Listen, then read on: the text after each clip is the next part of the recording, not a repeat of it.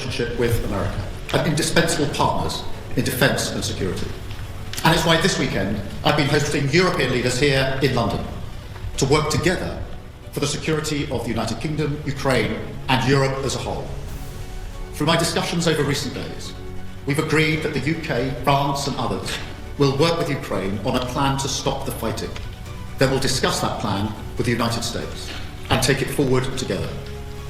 The purpose of today's meeting was to unite our partners around this effort, to strengthen Ukraine and to support a just and enduring peace for the good of all of us. Our starting point must be to put Ukraine in the strongest possible position now, so that they can negotiate from a position of strength. And we are doubling down in our support. Yesterday evening, the UK signed a £2.2 billion loan to provide more military aid to Ukraine, backed not by the British taxpayer, but by the profits from frozen Russian assets.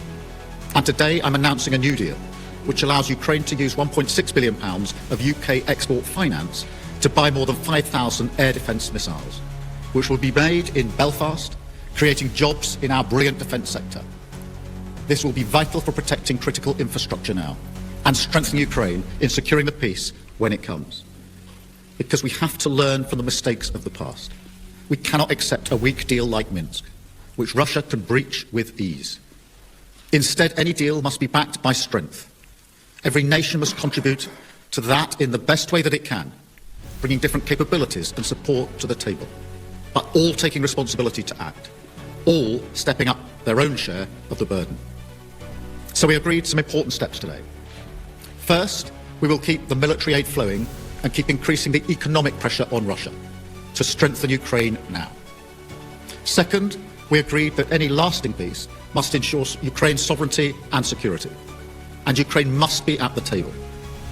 Third, in the event of a peace deal, we will keep boosting Ukraine's own defensive capabilities to deter any future invasion. Fourth, we will go further to develop a coalition of the willing to defend a deal in Ukraine and to guarantee the peace. Not every nation will feel able to contribute, but that can't mean that we sit back. Instead, those willing will intensify planning now with real urgency. The UK is prepared to back this. With boots on the ground and planes in the air, together with others, Europe must do the heavy lifting. But to support peace in our continent and to succeed, this effort must have strong US backing. We're working with the US on this point after my meeting with President Trump last week. And let me be clear, we agree with the President on the urgent need for a durable peace. Now, we need to deliver together. Finally, we agreed that leaders will meet again very soon to keep the pace behind these actions and to keep working towards this shared plan. We are at a crossroads in history today. This is not a moment for more talk. It's time to act, time to step up and lead, and to unite around a new plan for a just and enduring peace. Thank you. I will now take a number of questions, starting, I think, with you, Beth, at Sky. Thank you, Prime Minister. Watching President Trump berate a wartime president and defender of European freedom in the Oval Office said to many people what you've already said in a way, that everything has changed. Given that the US has become an unreliable ally, did you as European leaders discuss the prospect of actually going it alone and actually what the reality of a US pulling out of this, all of this would mean? Do you think you really do need the US? And if you do you think the coalition of the willing will be enough to bring President Trump back around? Thank you. Well, first, in relation to last Friday, nobody wanted to see what happened last Friday, but I do not accept that the US is an unreliable ally. The US has been a reliable ally to the UK for many, many decades and continues to be. There are no two countries as closely aligned as our two countries, and our defence, our security and intelligence is intertwined in a way no two other countries are. So it's an important and reliable ally for us. The discussions we've had today, particularly the coalition of the willing, is on the basis that this is a plan that we will work with the US and that it will have US backing. So that is the purpose of the plan, and that is why I spoke to President Trump last night before we developed the work on this plan. Thank you. I've got Robert from ITV. Hi, Robert Person, ITV. I want to sort of put to you what will be on the minds of millions of British people. With your commitment in the event of a peace deal to deploy British soldiers to Ukraine, is there now a more real prospect of Britain being at war with Russia? Can you rule that out? The whole point of a guarantee for any deal, if there is a deal, is to preserve the peace. And if you want to preserve the peace, you have to be prepared to defend the peace. So the reason I've been forward-leaning on this is because I want to avoid conflict, because I do not want conflict in Ukraine, in Europe, and certainly not in the United Kingdom. I want stability in the United Kingdom. The way to ensure that stability is to ensure that we are able to defend a deal in Ukraine, because the one thing our history tells us is that if there is conflict in Europe, it will wash up on our shores. And already in the last 3 years, what's happened in Ukraine has had a massive impact on many working people back here in the United Kingdom, because their bills have gone up, their energy bills have gone up. There's been an instability in our economy caused by that conflict. So we are not unaffected by it. And of course, our own security and defence depends on the defence and security of Europe. So every step I am taking is in order to preserve peace, to avoid conflict, because the safety and security of the British people is my number one duty and responsibility, and I take it very seriously. Thank you. Chris at the BBC. Thank you, Prime Minister. Chris Mason, BBC News. After what happened the other night between Presidents Trump and Zelensky, do you feel a greater personal responsibility, alongside President Macron and others, for delivering a workable peace? And on the coalition of the willing, as you've described it today, are you persuading more people to join it? Thank you. On the question of responsibility, I do think the United Kingdom should step up and lead. We have done that historically as a nation.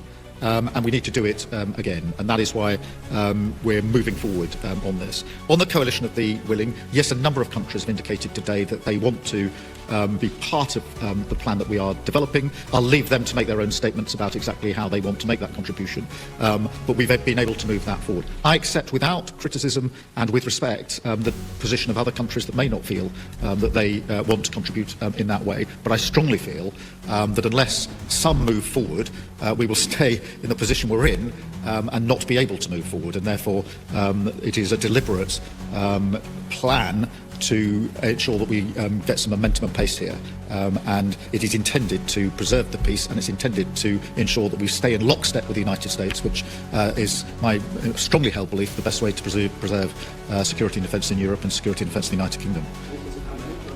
Well, a number indicated today that they wanted to be part of the more forward-looking element. I will, rather than speak for them in terms of exactly how they'll make that known and what their contribution will be, I'll leave that to them. But I'm pleased that a number did indicate that they do think that this is a plan worth backing and that they want to play a part in it. And so we've made real progress today in the course of the last few hours. Thank you. Alex. Thank you, Prime Minister. Alex Wickham from Bloomberg. Sorry. On your coalition of the willing, do you think it can be bolstered by countries that aren't just in Europe? Essentially, we've got Canada represented here today. Do you think you could get countries beyond Europe to join the coalition of the willing, essentially make it almost a transatlantic partnership? And also, in terms of your plan to present back to Donald Trump, how soon do you need to get that done? Is that something that really needs to happen very quickly in days? Thank you. On the countries beyond Europe, obviously we had Canada here, who've traditionally taken a forward-leaning role. They've been working very hard with us on issues like training, and they've been a reliable ally. And I'm encouraging of that because they are already deeply vested in Ukraine. As I say, they've worked on the training, amongst other things.